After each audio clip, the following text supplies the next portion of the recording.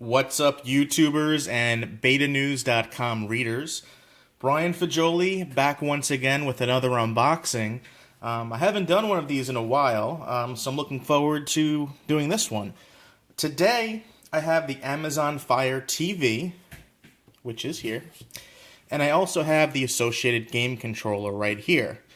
So this device is basically like all the other video streaming devices, such as a Roku, or like a Chromecast. You can basically watch video on your TV from the internet, streaming video. But what's cool about this is also you get a game controller, which allows you to play games, Android games on your big screen TV. Now, this is really cool for someone like me because I love gaming, but I'm very, very busy. So to buy a PlayStation 4, Xbox One for $500, I don't have enough time to play it. So that's a huge amount of money to invest for something I might play like an hour a day. So this is a much cheaper option, and Beta News will be reviewing this. My colleague Alan Buckingham will be reviewing the Fire TV and the game controller for betanews.com, but I'm going to do an unboxing. So, without further ado, take a look at the box. So on the front, it shows you all the different things you can do, the different channels. So you see Netflix, Amazon Instant Video, of course, Hulu Plus, Pandora, but also iHeartRadio is there, which is kind of cool. And Pandora, so like you can listen to music on this. You can likely hook it up to a receiver if you have like an HDMI receiver. I haven't gone that route in many years to have a stereo receiver. So if I listen, it'd probably just be through the TV speakers. On the side, see here we have more explanations of the services.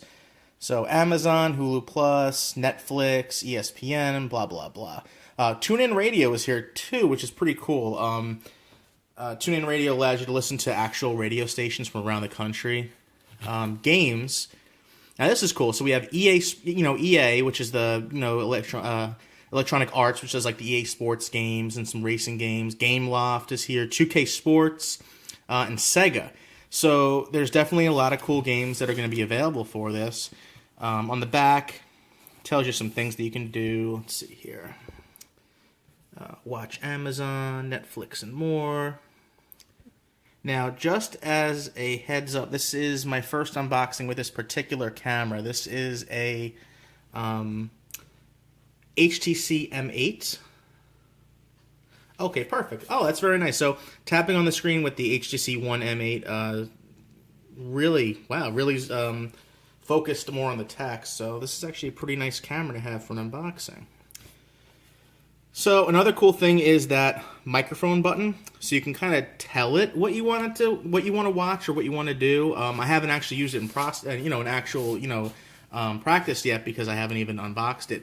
So let's go ahead and open it up. So I have my knife here, and let's see. I believe it's sealed on the bottom. So see this little. Oh, I always do that. I cut right into the box. Let's see. For somebody who does unboxings, I'm really bad at it. There we go.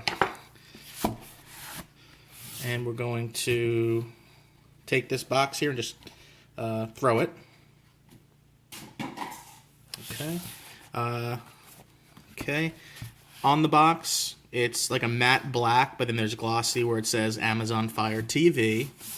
The back says it's certified frustration-free. And there's a little pull tab here, which I'm going to. Okay. And let's see, inside the box here, which I'm going to have to turn. Let's see, before we look at the actual device. Inside we have a booklet for the Amazon Fire TV. So it has a power adapter, Fire TV remote, voice activated, and it comes with the two AAA batteries. That's really cool. You know, someone who grew up as a kid in the 80s, I remember all the cool toys just say batteries not included. So batteries are included here, so that's very cool. Next up, we have the remote. Now, this is really cool. It's almost reminiscent of the Apple TV remote, only because kind of the layout. This is a lot more buttons here, of course. But we have a clickable, like, D-pad of sorts, or I guess like a scroll wheel. This is the voice control button, a back button, a home button. Oh, so this is an Android layout right here. Okay, so again, I mean, the Fire TV runs Android, of course, and then we have back, forward, play, and pause. Let's see, the batteries are already loaded. Batteries are not loaded, so let's see where those batteries are in this box. Here we have the power brick, which is not micro USB, surprisingly. It's like a proprietary little plug, which is disappointing, but I'm sure there's a reason behind that. They probably don't want people using random chargers with this thing and causing, you know, potentially fires or whatever. It's probably best just to have a standard plug. So I'm going to open up these AAA batteries with my knife. And these are Amazon Basics branded batteries, so Amazon is even in the battery business. Let's see. I'm actually going to read here. This is actually designed very well. There's no, instead of having a spring, it has a little metal tab here, which is like, you know, there's a spring on the inside, but it looks a lot nicer. Let's see how to put this guy back on. There's a sticker here. I'm going to peel that. Oh, it's on there really good. Okay. And how the heck do you put this back on? Nope. Okay. This has to go on the bottom first. These tabs go in, and it snaps on. So there we go. Batteries are in right, but I don't see any LEDs or anything, which, quite frankly, I don't even know if there are any, if they're supposed to be. So, cool. In the rest of the box, we have nothing and nothing. So we're just going to throw these things on the floor.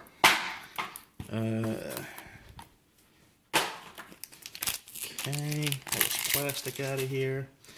So that is the remote. IR blaster on the top, most likely. See that change in plastic tight. Cool. So let's move on.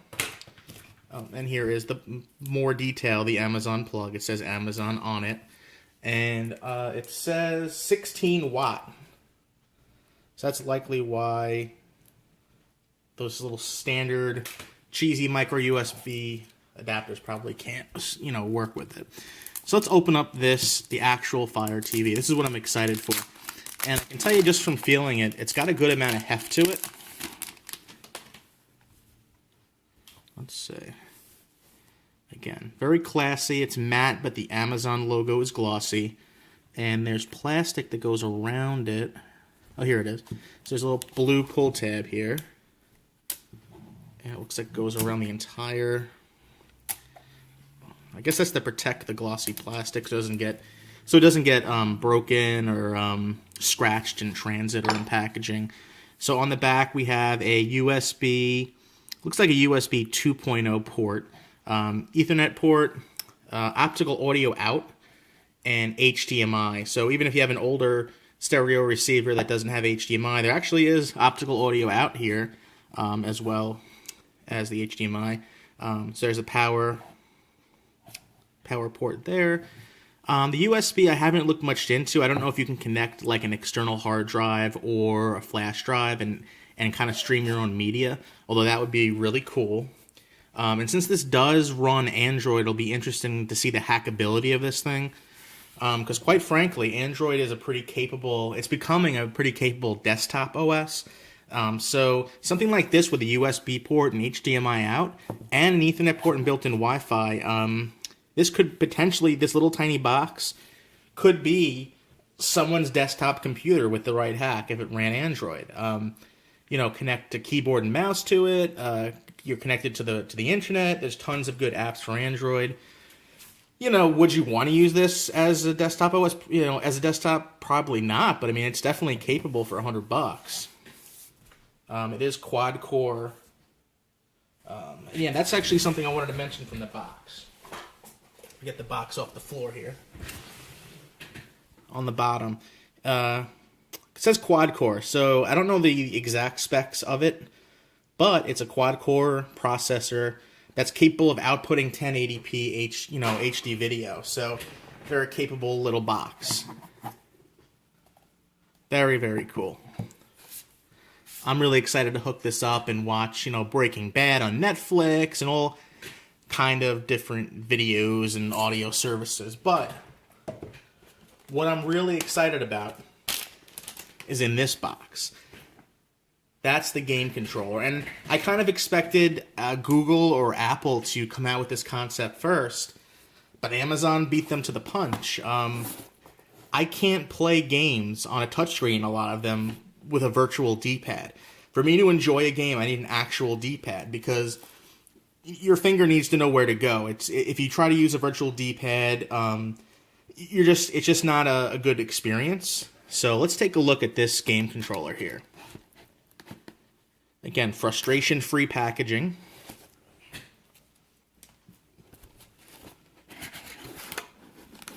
Ooh. And again, batteries are included. So here, instead of 2 AAAs, we have 2 AA batteries. And let's see. Amazon Fire game controller. It tells you how to put the batteries in and how to connect it to, let's see. Oh, so you can actually connect this. See, I didn't even know about this feature. It can be connected to the Amazon Fire TV, but it can also be connected to the Kindle HDR Kindle Fire HDX. I actually have an HDX, so that'll be really cool to play with too. If I'm traveling somewhere, if I'm not going to have a TV around, I could just bring the HDX and this controller and play some games. That's really cool. And also, you won't have to buy the games twice. So if you buy a game for your Fire TV, you should be able to get it on your HDX as well. That's really, really cool. I wasn't even aware of that. Amazon should probably advertise that a little bit more. I thought this was only for the Fire TV. Very cool. So let's take a look at the controller.